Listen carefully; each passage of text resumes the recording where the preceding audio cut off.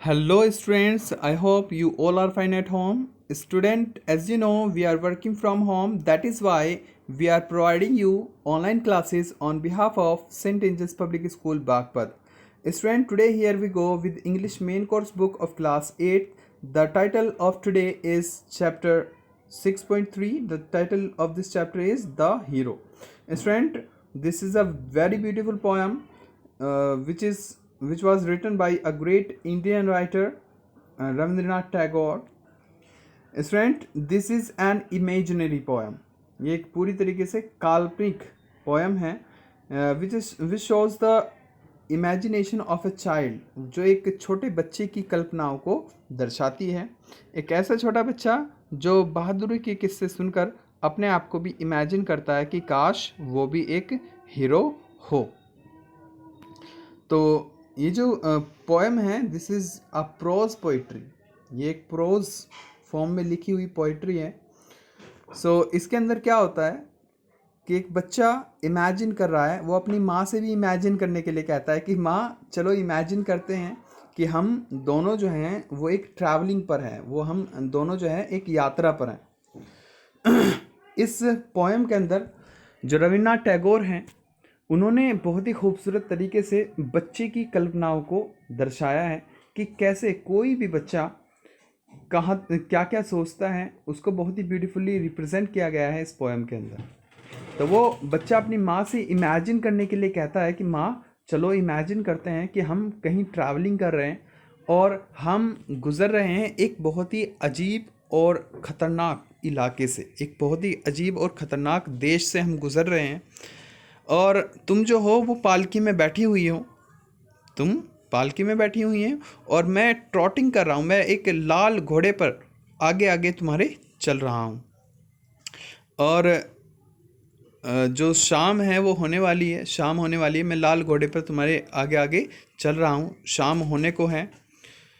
लेकिन ऐसी सिचुएशन में जब उस जगह को ऑब्जर्व किया जाता है तो देखा जाता है कि वहाँ बिल्कुल डेसोलेट पोजीशन है, यानी कि कोई भी एक जानवर तक भी वहाँ कोई पशु पक्षी भी दिखाई नहीं दे रहा है. और वो पूरी तरीके से बंजर इलाका है, बंजर मैदान है. और यहाँ पर जो कूड़ा करकट डाला जाता है वो इतना रफ़ हो चुका है, उसका रंग इतना फीका पड़ चुका है, जो ये रिप्रेजेंट करता है कि यहाँ पर कोई भी आता जाता नहीं है, जो ये रिप्रेजेंट करता है कि यहाँ पर कोई भी आता जाता नहीं है. अब काफ़ी लंबे समय से यहाँ कोई नहीं आया है, तो जिसकी वजह से जो तुम जो हो, माँ को कह रहा है वो कि माँ तुम इस वजह से इस चीज़ को देखकर थोड़ा डर भयभीत हो रही हो और तुम सोच रही हो कि पता नहीं हम कहाँ पर आ गए हैं. और फिर तुम्हारे इस डर को देखते हुए मैं तुमसे कहता हूँ कि माँ घबराने की ज़रूरत नहीं है, डरने की ज़रूरत नहीं है. वो जो मैदान था वो पूरी तरीके से कटीली घास से भरा हुआ था, कांटेदार घास उसमें भरी हुई थी. और जो पगडंडी थी, जो रास्ता था, वो भी टूटा हुआ था और काफ़ी संकरा था. कोई भी जानवर दूर दूर तक दिखाई नहीं दे रहा था. और इवन अब जो है वो शाम हो चुकी थी, जिसकी वजह से रोशनी जो सूर्य का प्रकाश था वो भी धीरे धीरे कम हो रहा था, सूर्यास्त का समय आ रहा था. कि तभी अचानक से पहले से ही माँ डरी हुई है. तभी क्या होता है कि माँ जो है उस लड़के को पुकारती है और धीरे से उसके कान में विस्पर करती है. विस्पर यानी कि धीरे से बोलती है कि बेटा वो जो दूर लाइटिंग दिख रही है वो कैसी लाइटिंग है, वो किनारे पर, नदी के किनारे पर जो है वो अजीब सी रोशनी जल रही है, वो कैसी रोशनी है. तो फर्स्ट पार्ट में वो ये सब देखते हैं कि किस तरीके से वो ऐसी डरावनी सिचुएशन, डरावनी जगह से गुजर रहे हैं पहली बात तो. और जब वो आगे बढ़ते हैं तो क्या देखते हैं, सामने कुछ रोशनी जल रही है, कोई आग वगैरह जल रही है, जिसकी वजह से वो और ज़्यादा डर जाते हैं. क्योंकि उस वक्त जो है लुटेरे वगैरह ऐसी ही जगह पर रुकते थे. अब आगे क्या होता है, in the second part we have discussed the rest of this story. हमने आगे की स्टोरी के बारे में जाना था कि फिर जब वो देख लेते हैं कि सामने जो है क्या हो रहा है, कि सामने कुछ आग जली हुई है, कुछ रोशनी हो रही है. तो क्या होता है, तभी उन्हें एक भयंकर चीख सुनाई देती है, भयंकर दहाड़ सुनाई देती है उन्हें, डरावनी वार्निंग मिलती है आवाज़ में। और कुछ आदमी जो है वो उनकी तरफ भागते हुए आते हैं, उनको उनकी तरफ भागते हुए आ रहे थे वो, उनको उनकी फिगर दिखाई देती है, आकृति दिखाई देती है। तो उसकी जो माँ है वो समझ आती है कि ये और कोई नहीं है, ये कोई डाकू या लुटेरे हैं जो अब हमें मार देंगे। जिसकी वजह से जो है वो अपनी माँ को कहता है कि तुम डर के तुम क्रॉच करने लगती हो, यानी कि तुम झुककर बैठने लगती हो अपनी पालकी में, और बार बार भगवान का जो नाम है वो तुम रिपीट करने लगती हो, तुम बार बार भगवान का नाम जपने लगती हो। और जो बियरर्स थे, यानी कि जो जिन्होंने उस पालकी को उठाया हुआ था, वो भी बेचारे क्या करते हैं, डर से थर थर काँपने लगते हैं। और वो क्या करते हैं, वो जो कटीली कांटेदार झाड़ियाँ थी उनमें जाकर छिप जाते हैं। अब जो वो लड़का है वो अपनी माँ से कहता है कि माँ तुम घबराओ मत, तुम डरो मत, मैं यहाँ पर हूँ। और फिर आगे क्या देखता है वो कि सामने से जो व्यक्ति आ रहे हैं उनके हाथों में काफ़ी बड़ी बड़ी लाठियाँ हैं, और उनके जो बाल है वो बिखरे हुए हैं बिल्कुल जंगलियों की तरह, और वो धीरे धीरे दौड़ते हुए पास आ रहे हैं और पास आ रहे हैं। और जैसे ही वो पास आते हैं तो ये लड़का जो है, जो काफ़ी एज में भी कम है और ताकत में भी कम दिख रहा है, तो वो उन्हें वार्निंग देता है, उन्हें चेतावनी देता है, कहता है कि हैव ए केयर, संभल जाओ, यू विलेंस, शत्रुओं तुम संभल जाओ, अगर तुमने एक कदम भी आगे बढ़ाया तो तुम मारे जाओगे। तब जब वो उस बच्चे की वार्निंग सुनते हैं, तब एक और भयानक चीख, भयानक पुकार वो सामने से जो दौड़ते हुए आ रहे हैं लुटेरे, वो अपने मुंह से निकालते हैं, और वे रश करते हैं और झपटते हुए आगे की तरफ बढ़ते हैं। अब जो माँ है वो क्लच करती है, अपने बेटे का हाथ पकड़ती है, कचोटती है और कहती है कि बेटा भगवान के लिए तुम यहाँ से चले जाओ, वरना ये तुम्हें मार डालेंगे। लेकिन वो लड़का जो है वो अपनी माँ से कहता है कि माँ तुम सिर्फ मुझे देखो, तुम्हें घबराने की ज़रूरत नहीं है। और फिर क्या होता है, फिर वो लड़का जो है वो अपनी तलवार निकालता है और उनसे लड़ाई शुरू कर देता है, और उनकी जो तलवार और उनकी ढालें जो हैं आपस में क्लैश करने लगती है, आपस में टकराने लगती है। तो यानी कि लड़ाई शुरू हो जाती है। So this was the second part of this beautiful poem. Now today we are going to discuss about the third part of the chapter, and this is the last part, so please pay attention everyone. We are going to explain it line by line, so please pay attention. तो जो fight है, the fight become so fearful. अब जो है fight वो काफ़ी fearful बन चुकी है, इट मीन्स काफ़ी ज़्यादा डरावनी बन चुकी है, काफ़ी ज़्यादा भयानक रूप उसने ले लिया है। मदर जो फाइट है वो काफ़ी भयंकर बन चुकी है, that it would give you a cold शडर।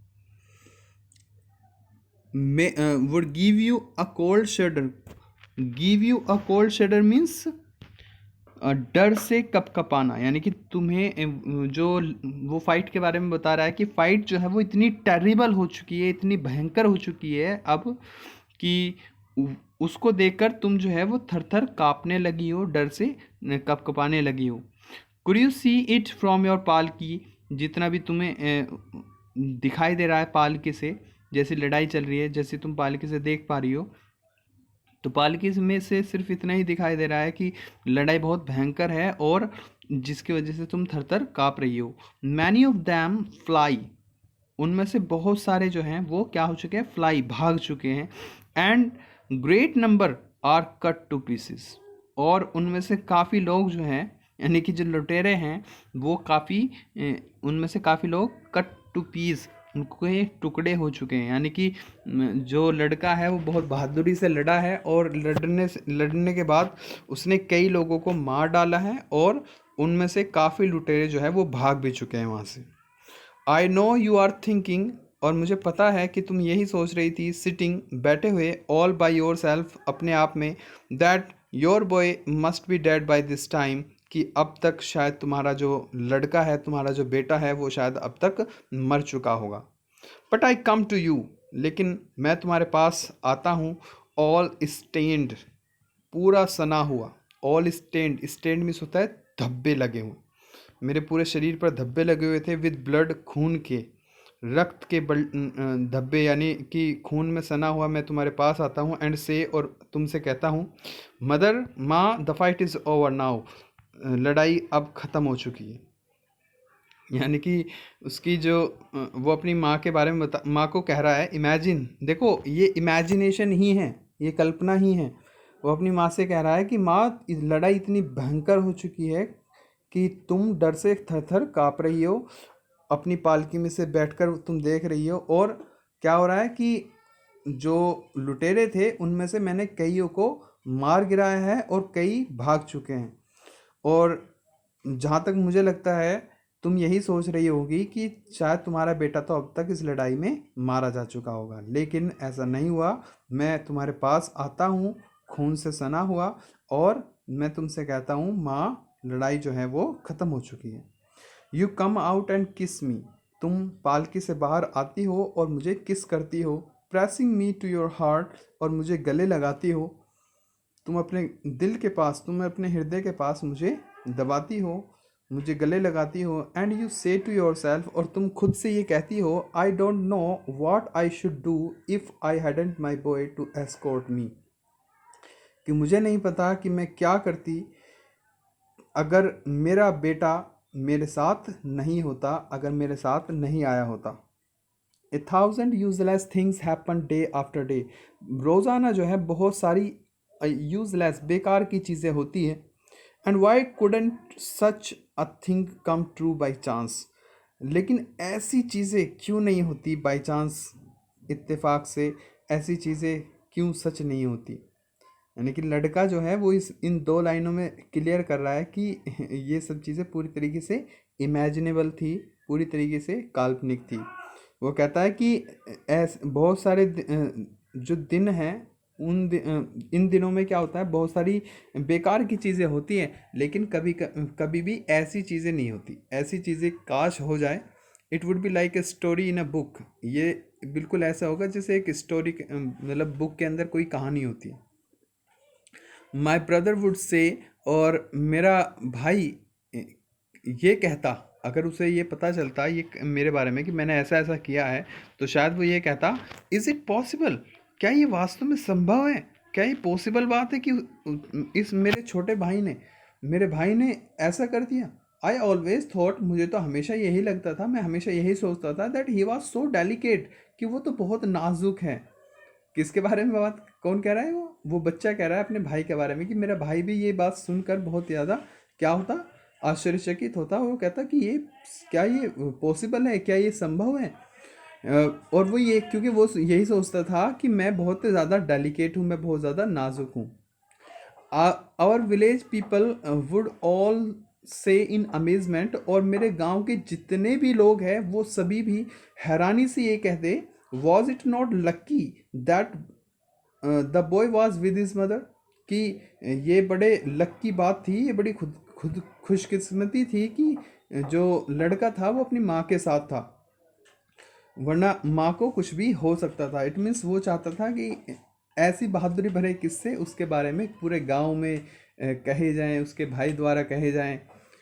So this was the imagination of the boy, ये एक उस लड़की की इमेजिनेशन थी कि काश ऐसा हो उसके गांव में। So student, it is the end of part third, and as well as it is the end of the chapter of this beautiful poem. So we will meet you again in the next video with the new chapter. Till then, stay at home, be safe. Thank you. Have a nice day.